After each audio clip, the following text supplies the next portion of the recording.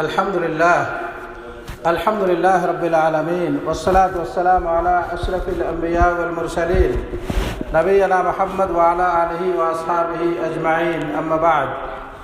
معزز دین و ملی بھائیوں، تمام تعریفیں اللہ رب العالمین کے لیے ہیں، ہم اس کی حمد و ثنا بیان کرتے ہیں۔ صلاۃ و سلام عرض ہو ہمارے محبوب نبی محمد صلی اللہ علیہ وسلم پر اور ان کے آل و اصحاب پر، اما بعد۔ مسلمانوں، اللہ تعالیٰ سے ڈرو، اسے اپنے مراقبے میں رکھو اور قبل اس کے کہ موت آئے نیک عمل کے لیے جلدی کرو۔ دینی بھائیوں، رمضان کا مبارک مہینہ اختتام کے قریب ہے، اسے الوداع کہنے کا وقت قریب ہے۔ اس کے بیشتر ایام و دن گزر چکے ہیں۔ جس نے اس میں اچھا عمل کیا اس نے اچھا کیا، اور جس نے برا عمل کیا اس نے برا کیا، اور اللہ غفور الرحیم ہے، یعنی اللہ بخشنے والا اور رحم کرنے والا ہے۔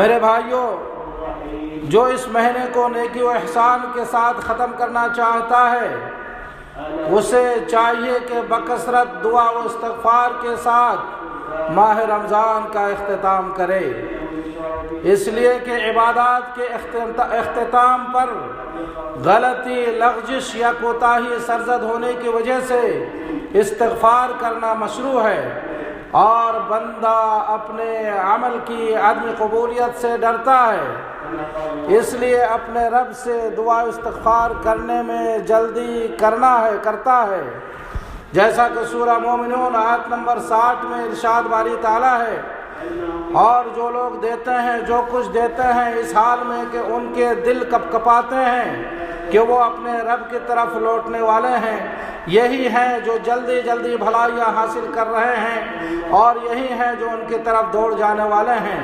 نیز ارشاد باری تعالیٰ ہے، وَبِالْأَسْحَارِ هُمْ يَسْتَغْفِرُونَ، اور وقت سحر استغفار کیا کرتے تھے۔ اللہ تعالیٰ نے روزے کی آیات کو دعا پر ابھارتے ہوئے ختم فرمایا ہے، جیسا کہ ارشاد باری تعالیٰ ہے، وَإِذَا سَأَلَكَ عِبَادِي عَنِّي فَإِنِّي قَرِيبٌ أُجِيبُ دَعْوَةَ الدَّاعِ إِذَا دَعَانِ، اور جب میرے بندے میرے بارے میں آپ سے سوال کریں تو آپ کہہ دیں کہ میں بہت ہی قریب ہوں، ہر پکارنے والے کی پکار کو جب کبھی وہ مجھے پکارے قبول کرتا ہوں۔ میرے بھائیوں، اور جس چیز سے ماہ رمضان کا اختتام ہوتا ہے وہ زکوٰۃ الفطر ہے، جو روزے دار کو لغو اور فحش چیزوں سے پاک کرنے اور مساکین کو کھلانے کے لیے ہے، جو عید کی رات غروب شمس سے لے کر نماز عید سے پہلے تک ادا کرنا واجب ہے، اور عید کی رات سے 2 دن 2 رات قبل نکالنا جائز ہے۔ علماء کے صحیح اقوال کے مطابق زکوٰۃ الفطر نکالنے کا اول وقت 28 رمضان کی رات ہے۔ ابو داؤد کی حدیث ہے جو ابن عباس رضی اللہ عنہما سے مروی ہے، کہتے ہیں، فرض رسول اللہ صلی اللہ علیہ وسلم زکوٰۃ الفطر طہرۃ للصائم من اللغو والرفث وطعمۃ للمساکین، فمن اداها قبل الصلاة فهي زکوٰۃ مقبولہ ومن اداها بعد الصلاة فهي صدقۃ من الصدقات۔ رسول اللہ صلی اللہ علیہ وسلم نے زکوٰۃ الفطر روزے کو لغو اور فحش چیزوں سے پاک کرنے اور مساکین کو کھلانے کے لیے فرض کیا ہے، پس جس شخص نے اسے نماز سے قبل ادا کر دیا وہ مقبول زکوٰۃ ہے، اور جس شخص نے اسے نماز کے بعد ادا کیا وہ عام صدقات میں سے ایک صدقہ ہے۔ نیز بخاری و مسلم شریف کی حدیث ہے جو ابو سعید خدری رضی اللہ عنہ سے مروی ہے، کہتے ہیں، كنا نعطيها في زمن النبي صلى الله عليه وسلم ساعا من طعام أو ساعا من تمر أو ساعا من شعير أو ساعا من أقط أو ساعا من زبيب۔ ہم لوگ نبی کریم صلی اللہ علیہ وسلم کے زمانے میں 1 سا کھانے سے، یا 1 سا کھجور سے، یا 1 سا جو سے، یا 1 سا پنیر سے، یا 1 سا کشمش سے زکوٰۃ دیتے تھے، اور کھانا جس سے زکوٰۃ الفطر نکالا جاتا ہے وہ چاہے چاول ہو یا گیہوں ہو، مکئی ہو یا کھجور ہو، جو فقیر کو عید کے دن کھانا خریدنے سے بے نیاز کر دے، اور سا تقریباً 3 کلو ہے، اور جمہور اہل علم کے نزدیک قیمت سے زکوٰۃ الفطر نکالنا جائز نہیں ہے۔ میرے بھائیو، زکوٰۃ کے اختتام پر بلند آواز سے تکبیر پڑھنا مشروع ہے، جو ماہ شوال کا چاند نظر آنے کے بعد شروع ہوتا ہے، جو اللہ کی تعظیم اور روزے کے پورے ہونے کی نعمت پر شکر کے طور پر ہے، جیسا کہ اللہ نے فرمایا وَلِتُكَبِّرُوا اللَّهَ عَلَىٰ مَا هَدَاكُمْ وَلَعَلَّكُمْ تَشْكُرُونَ، اور اللہ کی دی ہوئی ہدایت پر اس کی بڑائیاں بیان کرو اور اس کا شکر بجا لاؤ۔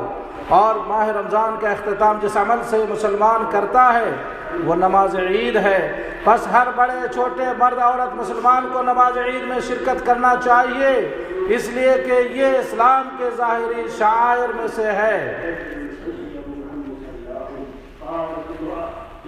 ام عطیہ رضی اللہ عنہ کہتی ہیں ہمیں نماز عید کے لیے نکلنے کا حکم دیا جاتا، بس باقرہ عورتیں حتیٰ کہ حائضہ عورتیں نماز عید کے لیے نکلتی، وہ لوگوں کے پیچھے تکبیر پڑھا کرتی ہیں اور دعاؤں میں شریک رہتی۔ اور نماز عید سے قبل تاک کھجور کھانا سنت ہے، اور غسل کرنا، خوشبو استعمال کرنا، اچھا لباس زیب تن کرنا اور جلدی جا کر امام سے قریب بیٹھنا مشروع ہے۔ اسی طرح ایک راستے سے جانا اور دوسرے راستے سے آنا بکثرت تکبیر پڑھنا سنت ہے۔ اللہ رب العالمین ہمیں اور آپ کو ان باتوں پر عمل کی توفیق عطا فرمائے۔ اقول قولی ھذا واستغفر اللہ لی ولکم ولسائر المسلمین من کل ذنب فاستغفروہ انہ ھو الغفور الرحیم۔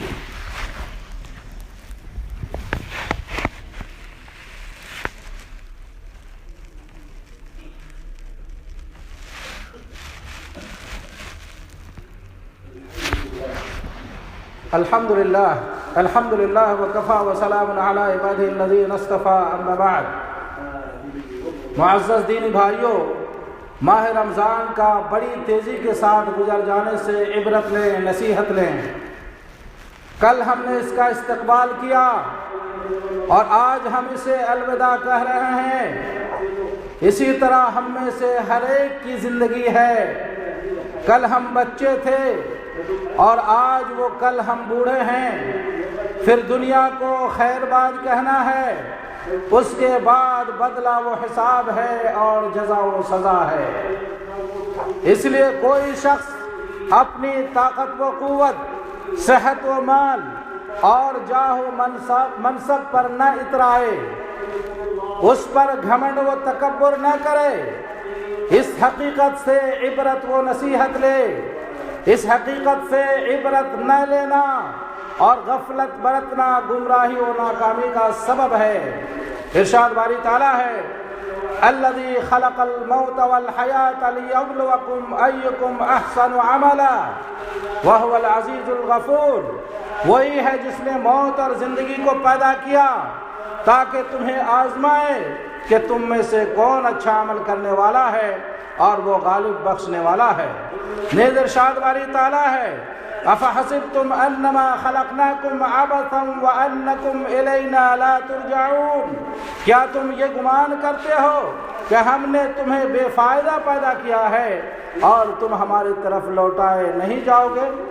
مزید ارشاد باری تعالیٰ ہے یا ایھا الناس ان وعد اللہ حق فلا تغرنکم الحیاۃ الدنیا ولا یغرنکم باللہ الغرور ان الشیطان لکم عدو فاتخذوہ عدوا انما یدعو حزبہ لیکونوا من اصحاب السعیر۔ اے لوگو، بے شک اللہ کا وعدہ سچا ہے، لہذا تمہیں دنیاوی زندگی کے دھوکے میں نہ ڈالے اور نہ دھوکہ باز شیطان تمہیں غفلت میں ڈالے۔ یاد رکھو شیطان تمہارا دشمن ہے، تم اسے دشمن ہی سمجھنا، وہ تو اپنے گروہ کو صرف اس لیے بلاتا ہے تاکہ وہ سب کو لے کر جہنم جائے۔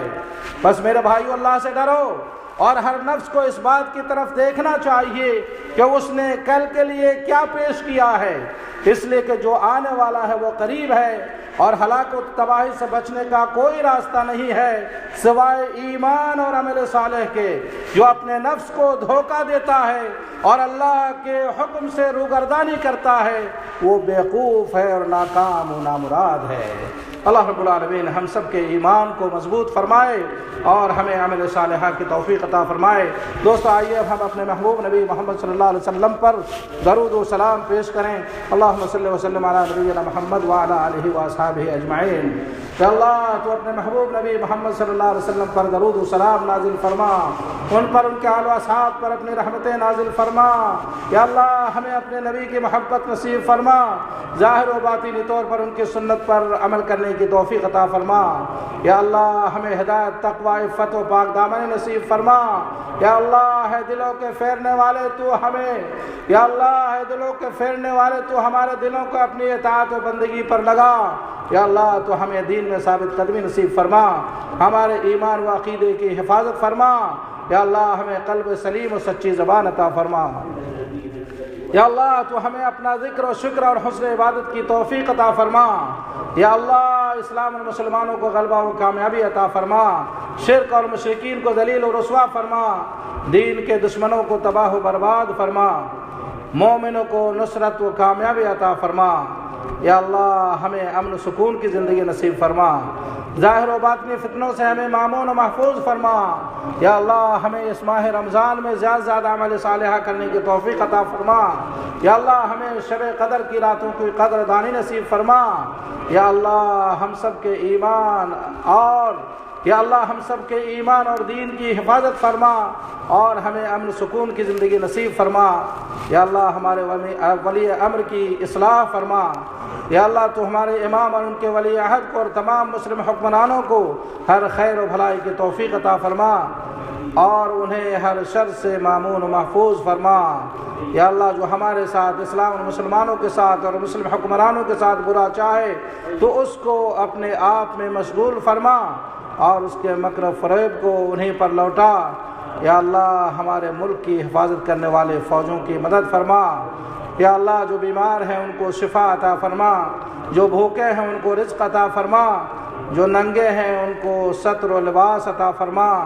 یا اللہ ہم سب کو اس ماہ رمضان کے جو بقیہ ایام ہیں ان ایام میں زیادہ زیادہ عمل صالحہ کرنے کی توفیق عطا فرما۔ یا اللہ ہم سب کو عمل صالحہ کرنے کی توفیق عطا فرما۔ یا اللہ ہم سب کو دین و ایمان کے ساتھ قائم فرما اور ہم سب کو الہ العالمین جب موت دے تو ہم سب کو کلمہ شہادت پر ہم سب کا خاتمہ بالخیر فرما۔ یا اللہ تو ہمارے والدین کی مغفرت فرما۔ یا اللہ ہمارے والدین کی مغفرت فرما۔ یا اللہ جن کے والدین اس دنیا سے چلے گئے ان کو کروٹ کروٹ جنت میں جگہ نصیب فرما۔ یا اللہ ان کو عذاب قبر سے مامون محفوظ فرما۔ یا اللہ ان کو عذاب قبر سے مامون محفوظ فرما۔ یا اللہ جن کے والدین اس دنیا میں باحیات ہیں ان کو صحت و عافیت نصیب فرما، ان کو عمل صالحہ کرنے کی توفیق عطا فرما۔ یا اللہ ان کے عقیدے کی اصلاح فرما۔ یا اللہ ان کے عقیدے کی اصلاح فرما اور ان کو یا اللہ عمل صالحہ کرنے کی توفیق عطا فرما۔ یا اللہ ہم سب کی زندگی میں برکت، خیر و برکت نصیب فرما۔ یا اللہ ہماری جان میں، مال میں، عزت میں، آبرو میں یا اللہ برکت نصیب فرما۔ یا اللہ ہماری جان، مال، عزت، آبرو کی حفاظت فرما۔ یا اللہ دنیا کے مسلمانوں کی حفاظت فرما۔ یا اللہ دنیا کے مسلمانوں کی حفاظت فرما۔ یا اللہ جہاں جہاں مسلمانوں پر ظلم و ستم ہو رہے ہیں یا اللہ تو ان لوگوں کو امن سکون کی زندگی نصیب فرما۔ یا اللہ مکر و فریب کرنے والے اور مسلمانوں پر ظلم و ستم کرنے والوں کو یا اللہ تو عبرت نشان بنا اور ان سے تو انتقام لے اور ان کو اللہ تو رسوا و ذلیل فرما۔ مسلمانوں کو عزت اور بلندی، سربلندی کی زندگی نصیب فرما۔ ربنا تقبل منا انك انت السميع العليم وتوب علينا انك انت التواب الرحيم وصلى الله على نبينا محمد وعلى آله وأصحابه أجمعين۔